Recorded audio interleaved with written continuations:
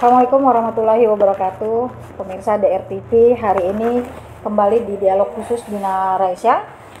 Hari ini kita akan membahas tentang ketakutan masyarakat terhadap vaksin COVID-19 tahap 2. Sudah hadir di studio kami saat ini Bapak Ana Agung Ngurah Riyadi, SKM MKes. Beliau adalah Kabid P3PL Dinas Kesehatan Kabupaten Sumbawa, pemirsa. Apa kabar Pak Agung? Baik. Baik ya, sehat ya.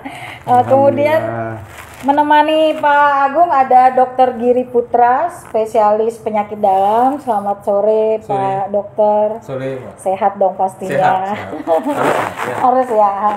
Baik, pemirsa DRTV dan Pak Agung dan Pak Dokter. Ini kejadian saya mengalami langsung, Pak Dokter. Vaksin tahap 2, saya tidak bisa menjalaninya karena saat saya datang ke Puskesmas Moyohulu saat itu, saya melalui UTS vaksinnya. Saya dijadwalkan vaksin tahap 2-nya itu tanggal 20 Mei 2021. Tiba di sana disampaikan bahwa vaksinnya habis. Vaksinnya habis. Dan sudah banyak pembicaraan di media sosial tentang kasus yang sama yang saya alami. Artinya pemikiran masyarakat awam menalar sendiri, kan nggak mungkin vaksin habis, sedangkan itu vaksin tahap 2 gitu ya. Artinya bagaimana proses distribusi pendataan dari Dinas Kesehatan kok sampai seperti itu gitu ya. Belum lagi ketakutan masyarakat bahwa vaksin tahap 2 di berita nasional itu ada yang mengatakan bahwa setelah vaksin ada yang meninggal, kemudian ada guru yang lumpuh gitu, mengalami kelumpuhan gitu.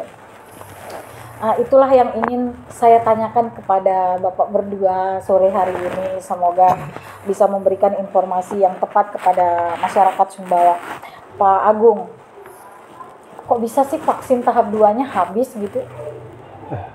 Oke, terima kasih para pemirsa yang saya hormati. Sebenarnya tidak habis ya vaksin ini. Vaksin ini sekarang mekanisme pengadaannya ataupun pendistribusiannya, kalau sebelumnya vaksin ini kita dapatkan dari Dinas Kesehatan Provinsi. Dinas Kesehatan Provinsi. Sekarang vaksin itu langsung dari Bio Farma Bandung. Artinya mereka butuh perjalanan untuk mendistribusikan vaksin ini. Memang kebetulan kemarin itu stok vaksin di Bio Farma Mataram itu juga sedang kosong. Tetapi kemarin 2 hari yang lalu kita sudah menerima vaksin itu kembali seperti itu.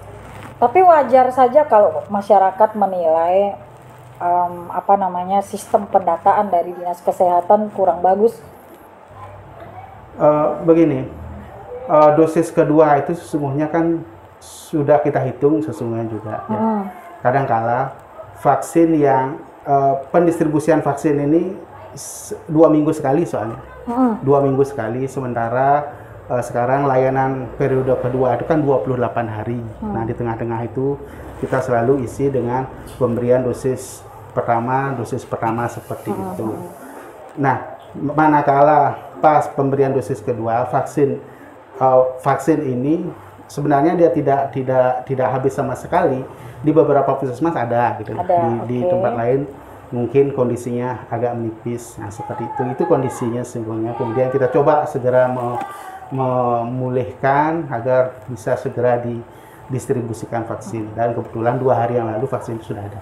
Hari ini kita sudah mulai memberikan vaksinasi lagi. Oh, oke. Baik, Pak Agung. Sudah berapa orang yang divaksin kalau di Sumbawa? Gini, kalau vaksinasi itu kita bedakan, ada vaksinasi lansia dan vaksinasi orang dewasa ya.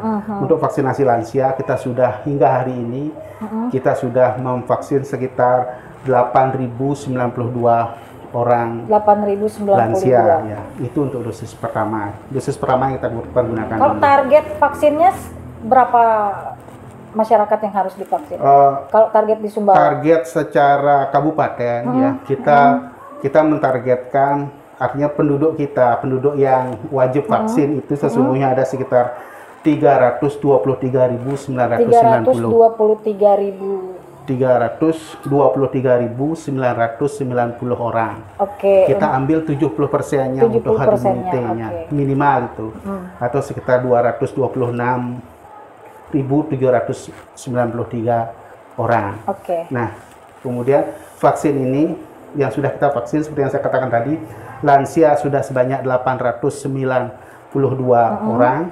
Kemudian untuk orang dewasa itu sudah sebanyak 114.467 orang. Itu masih Tapi ada kurang. total berapa? Kalau kita totalkan ada sekitar 190-an ya yang sudah 190-an. Oke. Pak Agung, itu kan kalau kita melihat itu sudah berdasarkan profesi yang diutamakan dulu ya. Profesi-profesi yang bersinggungan dengan banyak orang. Oke. Kemudian yang lainnya kapan?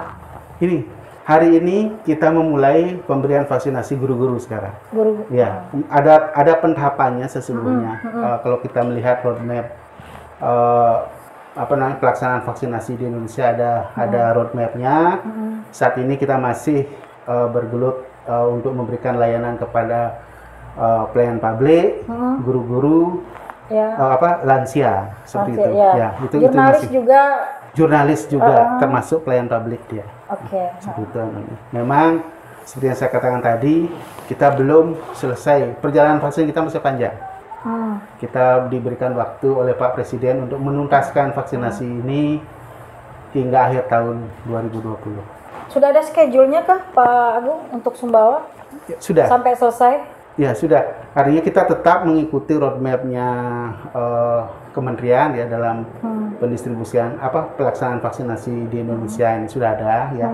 Sekali lagi dari bulan kita memulai vaksinasi itu dari bulan Februari yang lalu ya. Februari hingga Mei ini kita masih memfokuskan pada pemberian vaksinasi untuk lansia, kemudian pelayan publik, kemudian untuk nakes yang seperti itu. Kita sudah kirimkan pelayan publik ini banyak nih, ada TNI Polri, kemudian termasuk jurnalistik tadi sana, kemudian ada juga pelaku pariwisata dan lain sebagainya seperti itu. Kita masih bergelut. Oke, kalau tentang vaksinnya sendiri nanti saya akan bertanya ke Dokter Giri.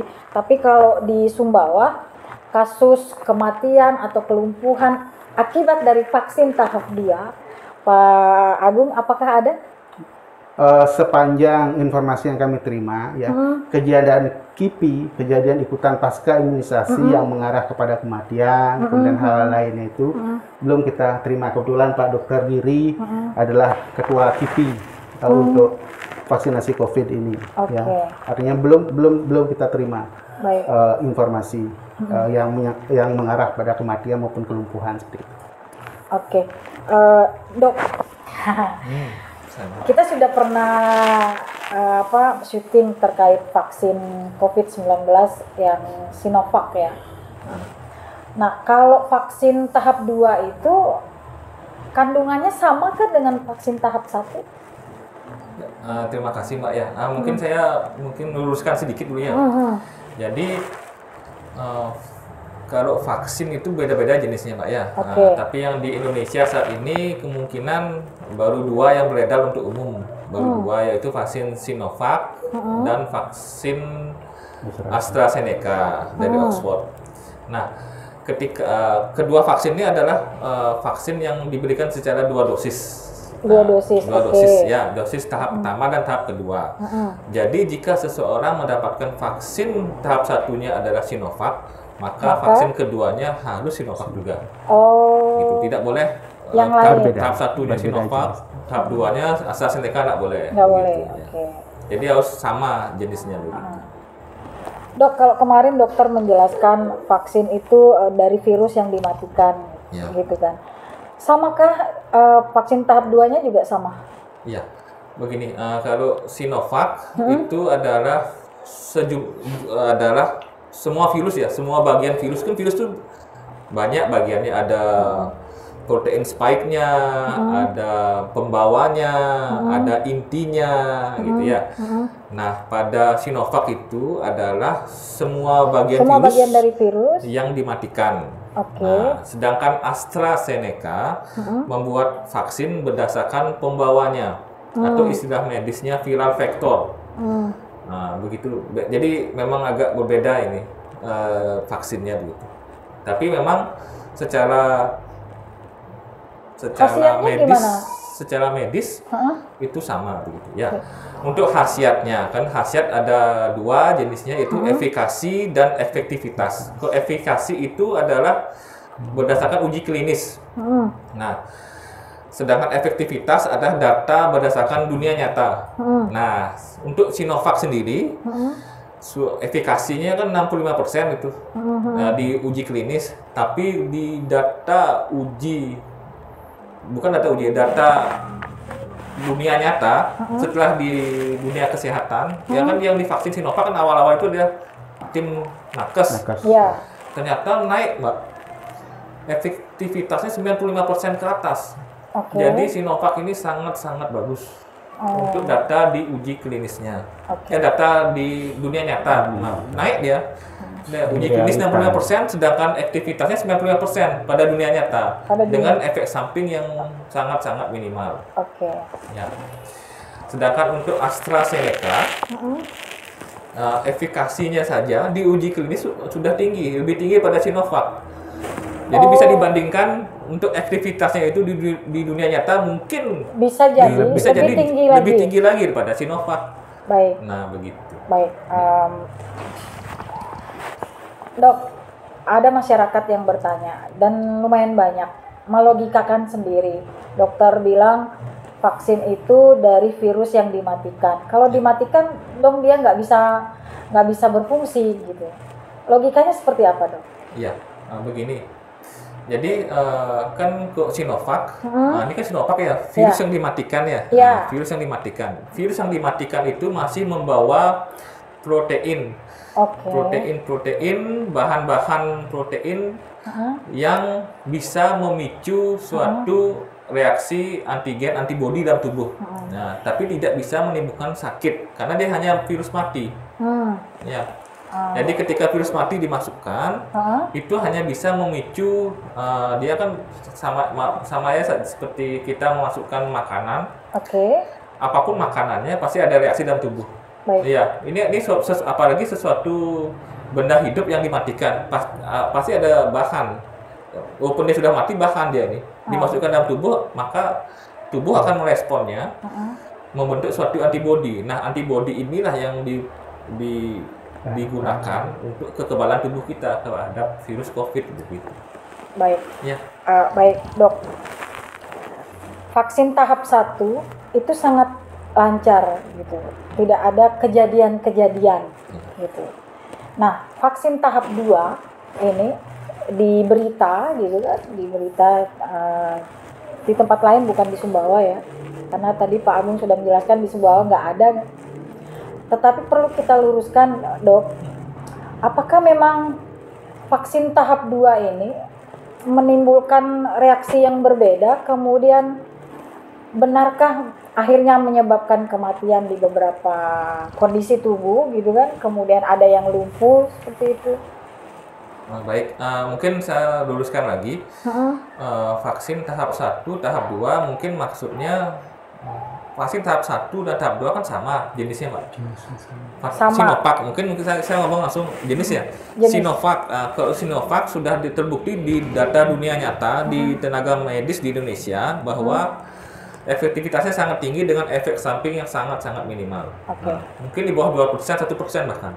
Nah, sedangkan pada jenis vaksin lagi satu saya bilang AstraZeneca ini kan jenis AstraZeneca ini yang memang diduga menimbulkan kipi yang serius, yaitu tadi itu 2 kejadian kipi yang serius itu ya di Indonesia. Tetapi setelah diuji klinis dan diteliti oleh ahlinya, ternyata AstraZeneca ini bukanlah yang menyebabkan ini kejadian ini 2 kipi ini. Jadi bukan kejadian yang tidak berhubungan ini. Setelah diteliti sehingga dari tim ahli independen tetap memperbolehkan AstraZeneca ini untuk jalan vaksinnya karena tidak ada berhubungan. Ya, tapi memang vaksin AstraZeneca ini memang mempunyai efek samping risiko untuk sumbatan pembuluh darah, begitu ya Pak ya. Penyumbatan pembuluh darah gitu ya, sumbatan atau trombosis bahasanya ya. Bahasa medisnya trombosis atau bahasa awamnya penyumbatan di pembuluh darah begitu ya. Tapi secara dunia, ini kan di dunia sudah melakukan juga. Seluruh dunia itu angka kejadiannya hanya 4 kasus dari 1 juta orang yang divaksin AstraZeneca. Baik. 4 orang berbanding 1 juta. 1 juta. Jadi kejadian 0,0004%. Artinya kemungkinan itu tetap ada ya dok? Iya, tapi kecil. Nah, kalau mau lihat di sudut pandang lain ya, biar orang berani ya. Orang pakai KB suntik ya, atau KB implan ya, risiko trombosisnya risiko trombosisnya atau sumbatan pembuluh dasarnya adalah 500 banding 1 juta. Jadi risiko ini jauh lebih kecil. Baik. Ya, dibandingkan lagi ini saya bilang. Dibandingkan lagi dengan orang merokok. Risiko trombosisnya adalah lebih jauh lagi, mungkin sampai 1.000 orang banding 1 juta orang yang merokok. Jadi bagaimana kalau mau lihat bandingannya ya jauh sekali. Vaksinasi ini AstraZeneca menyembuhkan efek samping itu dibandingkan orang merokok. Baik. Jadi kok bilang saya takut vaksin, tapi dia merokok ya sama. Lebih bahaya merokok dibandingkan divaksin. Nah begitulah. Mungkin biar lebih gini perbandingannya itu data dunia nyata. Jadi ya kok saya sih tetap lebih bagus divaksin. Baik dok, artinya ada kondisi-kondisi tertentu yang tidak bisa menerima vaksin gitu. Nah, harusnya kondisi seperti apa yang boleh vaksin dok? Baik, mungkin saya balik pertanyaannya ya. Karena yang lebih banyak yang lebih sedikit yang tidak boleh divaksin. Lebih sedikit yang tidak boleh divaksin. Baik, begini. Yang tidak boleh divaksin mungkin saat itu sedang sakit berat, mungkin demam, batuk pilek yang berat, ya. Kemudian hamil. Nah, kemudian yang berikutnya, ya ada kondisi-kondisi tertentu yang membuat dia tidak stabil. Mungkin dia seperti keadaan akut seperti serangan jantung, kencing manis yang sedang ada luka nanah, kemudian ada kanker yang sedang masih pengobatan aktif. Nah, seperti itu. Nanti setiap divaksin pasti akan ada di screening dulu oleh tim dokternya di sana. Kalau memang memenuhi syarat, lalu boleh divaksin. Kalau tidak boleh divaksin, ya tidak boleh divaksin, ditunda bahasanya, ataukah memang tidak boleh diberikan. Memang tidak boleh. Baik, Pak Agung, seperti apa sistem yang diterapkan oleh Dinas Kesehatan terhadap proses screening ini? Karena saya sendiri mengalami biasa-biasa saja, Pak Agung. Artinya saya datang ke puskesmas lokasi vaksin, kemudian dicek tekanan darah, bahkan tidak ada pertanyaan apakah saya ada sakit bawaan, sakit apa. Resiko penerima vaksin bohong saja sulit dideteksi kan, apalagi tidak ditanyain. Nah, strategi seperti apa yang dilakukan oleh Dinas Kesehatan terhadap kondisi yang seperti dokter bilang itu, bahwa ada kondisi khusus yang tidak boleh vaksin, sampai mungkin dipending dulu sampai mungkin kondisinya bagus, atau memang dinyatakan dia tidak bisa menerima vaksin. Terima kasih Mbak Daisa. Tim pelaksana vaksinasi yang kita sebut dengan tim vaksinator itu sebelumnya mereka sudah dilatih. Baik. Ya, dilatih untuk bisa memberikan vaksinasi. Ya, ada sistem 4 meja yang sekarang diciutkan menjadi 2 meja. Ya. Itu sesungguhnya mereka sudah dilatih mulai dari meja pertama, meja penerimaan, ya, itu sudah dilatih orangnya, yaitu untuk petugas administrasi. Kemudian meja kedua adalah meja screening. Itu di sana ditempatkan dokter di sana. Di meja screening itu dokter. Kemudian di meja ketiga adalah meja vaksinasi. Ini adalah petugas vaksinasi yang kesehariannya memang bergelut dengan kegiatan suntik menyuntik, terutama yang berkaitan dengan vaksinasi. Kemudian di meja keempat itu adalah meja untuk observasi, artinya setelah mereka divaksinasi tidak serta-merta mereka boleh pulang. Mereka biasanya diminta untuk disarankan untuk istirahat dulu selama 30 menit. Ini penting, ini waktu yang penting ini. Manakala ada kejadian-kejadian yang tidak kita inginkan yang terjadi pada mereka.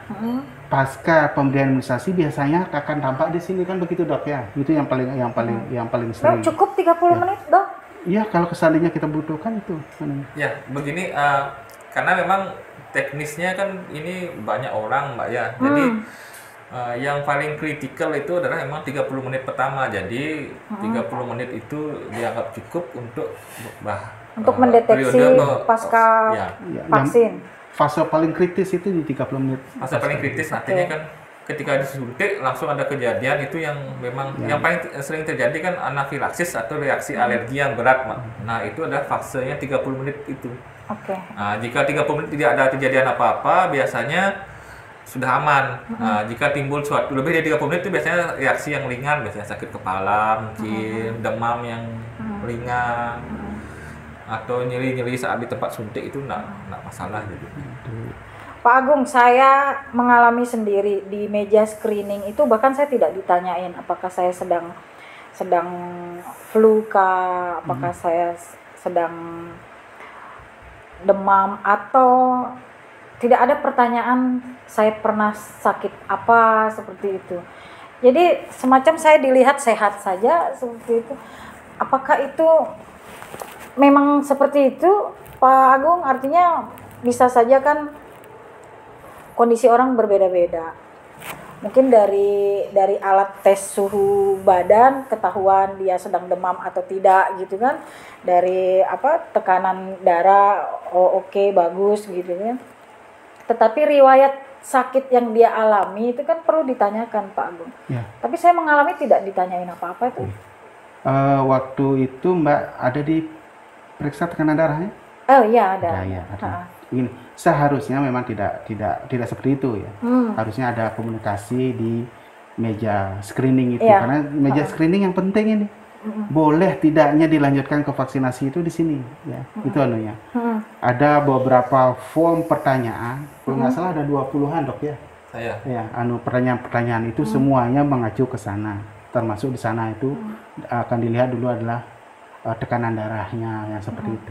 Itu harusnya ditanya. Harusnya ditanya seperti itu. Saya sangat cepat Pak Agung, langsung ke meja vaksin, kemudian bahkan di meja observasi ya.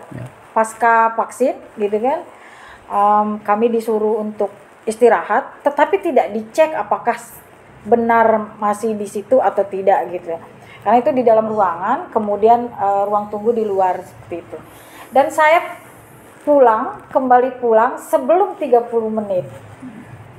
Jadi tidak ada pengawasan, Pak Agung. Sekarang pertanyaan saya, sebelum Mbak masuk ke meja 4 observasi, diberitahu nggak Mbak jangan pulang dulu? Diberitahu. Nah, maksud saya begini Pak Agung. Maksud saya tidak ada ketegasan dari petugas.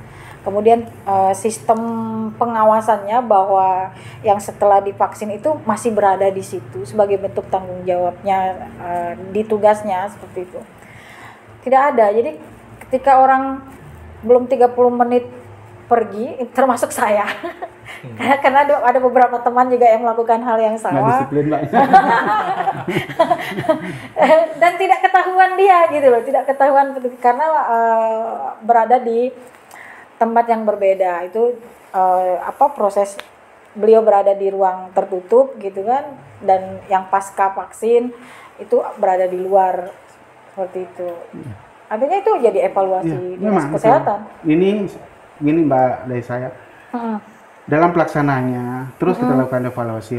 Nah, kalau seandainya tidak ada seperti yang Mbak sampaikan seperti ini, saya juga nggak tahu bagaimana kondisi di lapangan. Ya. Artinya itu mungkin kasuistik aja ya sifatnya. Artinya kita tidak bisa memukul rata karena saya juga dalam pelaksanaan vaksinasi saya juga jalan sudah berapa kali. Tapi sistem evaluasi ada kan, Pak Agung? Ada ya? Memang kita begitu selesai layanan, kalau seandainya memang kita jumpai itu hari itu juga harus kita sampaikan. Tapi memang sekali lagi itu sifatnya kasuistik ya. Artinya dirasakan oleh orang per orang. Makanya seperti yang saya katakan tadi, kalau Mbak diminta misalnya tunggu 30 menit, minta kedisiplinan kita lah, tunggu 30 menit, jangan beranjak dari tempat layanan sebelum 30 menit. Nah, seperti yang saya katakan tadi itu 30 menit itu masa kritis, itu masa yang paling kritis. Kalau terjadi apa-apa, kalau masih di sana masih bisa dilihat, yang lain masih bisa saling perhatikan ya. Tapi kalau sudah di luar kan repot.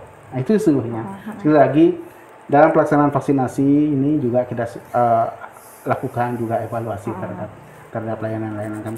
Sekali lagi perjalanan vaksinasi ini masih panjang. Dalam perjalanan ini ada saja memang kekurangan-kekurangan dan itu akan kita perbaiki. Baik, Pak Agung. Oke, terlepas dari kasus yang tadi tidak disiplin, tidak bersedia bekerja sama ya, termasuk saya lah ya. Tapi misalnya belum 30 menit, mungkin masih 5 menit, kemudian perjalanan pulang. Kemudian dalam perjalanan pulang itu terjadi perbedaan kondisi di badannya. Yang bersangkutan bisa menuju pusat layanan kesehatan manapun kah? Boleh. Ya kan? Silakan. Artinya begini, sampaikan. Boleh. Ini dalam rangka mendapatkan pertolongan pertama. Ya, silahkan datang ke fasilitas mana saja. Asal sampaikan bahwa pada saat itu bahwa saya sedang pasca vaksinasi. Nah, di mana terus nanti akan dihubungi siapa dokter yang bertugas di vaksinasi itu akan dikonsultasikan. Makanya itulah pentingnya. Jangan sampai nanti terjadi peristiwa semaput itu di jalan itu loh. Kalau terjadilah di tempat observasi itu sehingga bisa segera kita gini, karena teman-teman kami sudah kita siapkan obat-obatan untuk penanggulangan anaphylactic shock yang sudah kita adakan. Pak Agung, kan beda badan, beda ketahanan, beda kondisi. Gini, maksud saya begini, saya vaksin itu melalui kampus saya, tempat saya bekerja, kampus UTS, maka ditunjuklah Puskesmas Moyohulu sebagai lokasi gitu. Kadang-kadang saya pernah berpikir kenapa nggak di dalam kota, di tempat tinggal saya seperti itu. Tapi ya kita tunduk dengan daripada nggak vaksin, saya berpikir begitu. Nah itu kan dalam proses perjalanan pulang misalnya 1 jam gitu, setelah itu baru terjadi. Ini misal saja Pak Agung, ini kan belum ada kasus kan, seandainya nanti gitu kan masih panjang nih prosesnya. Apakah yang bersangkutan boleh menuju ke puskesmas manapun yang terdekat dengan dia gitu? Boleh ya? Terkait biaya seperti apa? Berkaitan segala hal yang berkaitan dengan kejadian ikutan pasca imunisasi. Sebagaimana yang disampaikan oleh Menteri Kesehatan, bahkan Pak Presiden juga pernah, itu ditanggung oleh negara, oleh pemerintah. Ya, itu aturannya. Cukup disampaikan saja bahwa dia baru saja menerima vaksin seperti itu ya. Kemudian di mana menerima vaksin, kemudian nanti teman-teman kami yang di layanan pasti akan berkoordinasi ke sana, ke tempat di mana yang bersangkutan mendapat layanan untuk tahu riwayatnya. Dokter pernah bilang di syuting kita yang pertama, jadi minimal 75% dari total komunitas itu sudah divaksin, maka kita aman dari COVID. Ya, baik, saya jelaskan kembali. Itu kan namanya tadi herd immunity ya. Herd immunity itu 70%, Pak ya, 70% jika semua populasi sudah divaksin. Jika herd immunity sudah terbentuk, maka tanda kutip pandemi itu mungkin sudah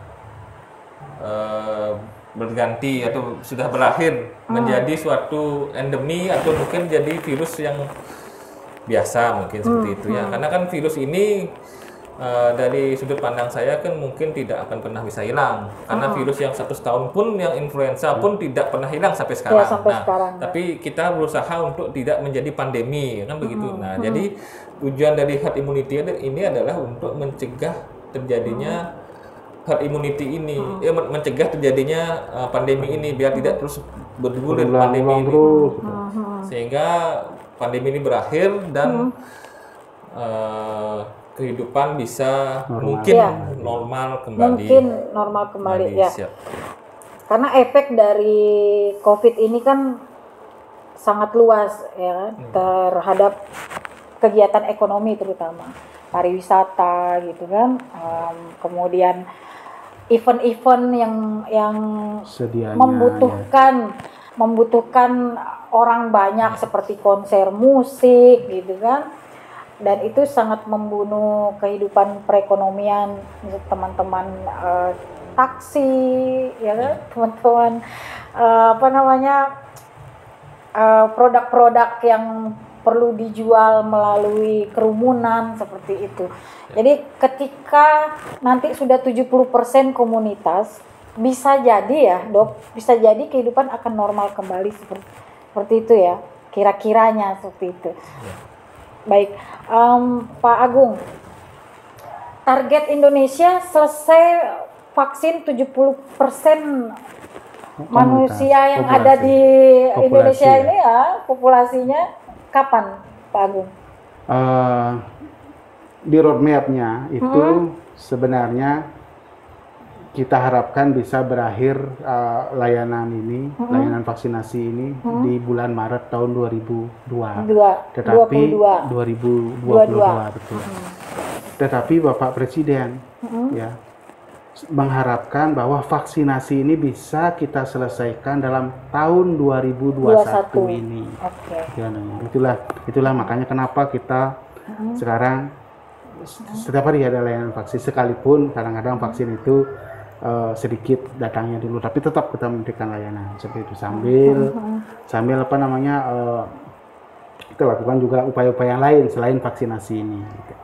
Upaya lain selain vaksinasi maksudnya? Seperti penerapan protokol kesehatan selalu dan jangan sampai pernah kendor, yang namanya menggunakan masker, mencuci tangan pakai sabun, menjaga jarak, kemudian menghindari kerumunan. Ya, gaya hidup sehat. Ya seperti itulah namanya.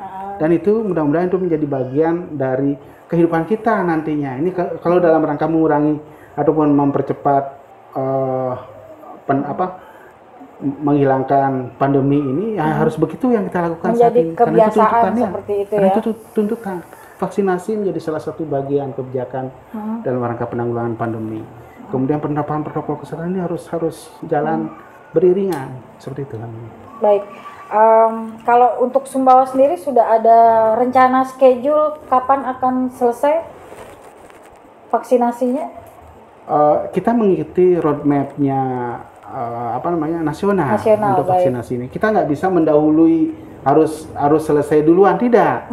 Itu harus dilakukan secara bersama-sama gitu. Karena sekali lagi vaksin ini kita tidak membeli. Daerah tidak membeli, tetapi di-drop oleh pusat, oleh kementerian. Satu pintu vaksin ini. Artinya nggak bisa kita selesai duluan. Pasti nggak bisa seperti itu. Kita akan selesainya pasti secara bersamaan seperti itu. Baik, sebelum kita akhiri dialog khusus ini, dokter ada yang ingin disampaikan atau Pak Agung? Begini, kalau saya, vaksinasi ini salah satu kebijakan kita, salah satu strategi pemerintah dalam rangka mengakhiri pandemi COVID-19 ini. Jangan ragu ya terhadap vaksinasi. Ya. Sekalipun saya tahu di luar tuh banyak berita-berita miring berkaitan dengan layanan vaksinasi ini, tetapi sekali lagi vaksinasi yang ini bukan kita saja loh yang melaksanakan ya, bukan Indonesia saja, hampir sebagian besar ya, negara-negara di dunia ini sekarang, makanya disebutkan pandemi karena memang areanya sangat luas ya. Hampir sebagian besar penduduk di dunia negara-negara di dunia ini saat ini di tahun 2021 ini melaksanakan vaksinasi COVID-19 sebagai bagian dari upaya pengurangan atau pengakhiran pandemi COVID-19 ini. Itu jangan ragu-ragu terhadap vaksinasi ini. Tadi Pak Dokter sudah bilang aman.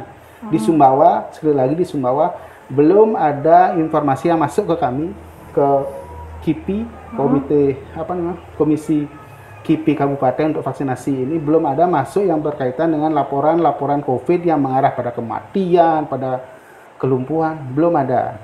Kalau hanya abses itu biasa. Yaitu KIPI ringan gitu. Ya, KIPI ringan. Itu yang pertama. Yang kedua, ya, seperti yang saya katakan tadi, selain vaksinasi yang aman dan halal, ya, ingat selalu kami dengungkan vaksinasi COVID-19 ini adalah vaksin yang aman dan halal. Ya.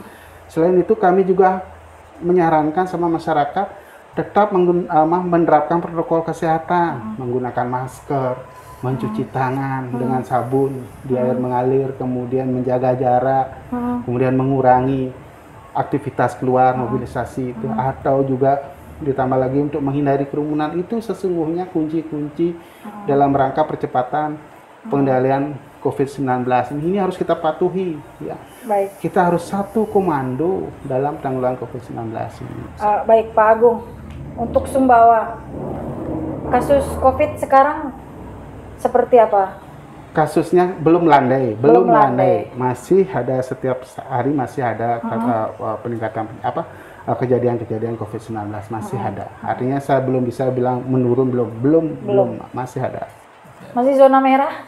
Kita kalau dari zona kita masih masuk dalam zona orange. Oh, zona orange. Ya. Oke. Sumbawa masuk dalam zona orange.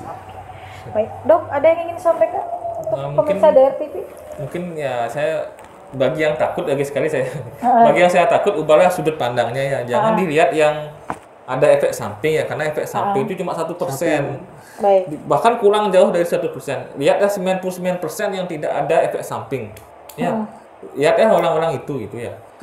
Sama halnya dengan mungkin saya ini sering bicara sama pasien saya, resiko anggaplah kita naik motor dari sini ke rumah, dari tempat kerja ke rumah itu ada risiko untuk kecelakaan dan lain-lain. Iya, dan itu 5% sampai 10%. Tapi kita tetap berani kita naik motor ke rumah atau ke kantor. Tapi kenapa dengan vaksin yang cuma 1% efek samping tidak berani begitulah. Jadi saya minta tolong pada orang yang takut pada vaksin, lihatlah orang yang 99% tidak ada efek samping dan aman ini, begitu. Baik. Mbak Daisa contohnya, ada apa Dok? Nggak ada. Kita Dok ya. Ya saya. Oh iya Dok, saya lupa menanyakan ke Dokter Giri. Jadi normalnya siklus vaksin pertama ke vaksin kedua berapa hari sih? Baik, untuk jenis vaksin yang Sinovac itu 2 minggu sampai 4 minggu normalnya. 2 minggu sampai 4 minggu, baik. Untuk AstraZeneca jaraknya 12 minggu. Baik. Kalau melewati siklus itu ada efeknya? Kalau melewati siklus itu jika ada berbagai penyebabnya tidak apa-apa. Oke. Ya, daripada tidak diambil sama sekali, lebih baik diambil. Tidak ada efek yang merugikan, Pak. Oh, oke. Tidak ada efek yang merugikan. Artinya ini seandainya nih Pak Agung dan Pak Dokter, seandainya ada beberapa orang yang memutuskan, udah aku nggak usah vaksin tahap 2 deh gitu. Nah, ini saya kasih persentasenya sekarang lagi ya. Baik. Ini yang data dunia nyata ini, yang Sinovac itu, ketika divaksin pertama, efektivitasnya itu hanya di bawah 20% kalau tidak salah. Tapi ketika divaksin kedua kalinya, dia naik jadi 95%. Oke. Jadi ketika Anda vaksin sekali, dia itu naik 20%. Jadi ya dianggap sangat signifikan ya. Iya, jadi percuma vaksin sekali aja. Jadi sia-sia kalau vaksin sekali. Jadi vaksin 2 kali saja. Karena hanya 20%. 20%, kurang dari 20%. Jadi kalau vaksin 2 kali 95% naik. Ini data dunia nyata, bukan uji klinis lagi, sudah dunia nyata di Indonesia lagi. Baik. Jadi sebaiknya jangan pernah berpikiran untuk tidak menjalani vaksin tahap 2. Baik, terima kasih banyak Pak Agung, Pak Dokter, terima kasih banyak sudah memberikan informasi ke pemirsa DRTV. Itu tadi dialog khusus di Narasya tentang ketakutan Anda semua terhadap efek vaksin tahap 2. Sudah dijelaskan oleh ekspertnya langsung, termasuk di Sumbawa seperti apa yang terjadi. Intinya seperti Pak Dokter bilang, virus akan selalu ada, gitu ya. Jadi virus apa aja sih, mungkin bisa jadi di masa depan akan ada virus baru gitu kan, yang juga mematikan gitu. Dan salah satu cara mengatasinya hanya dengan gaya hidup sehat, pola hidup sehat. Baik, pemirsa DRTV, terima kasih sudah menonton, semoga bermanfaat. Assalamualaikum warahmatullahi wabarakatuh.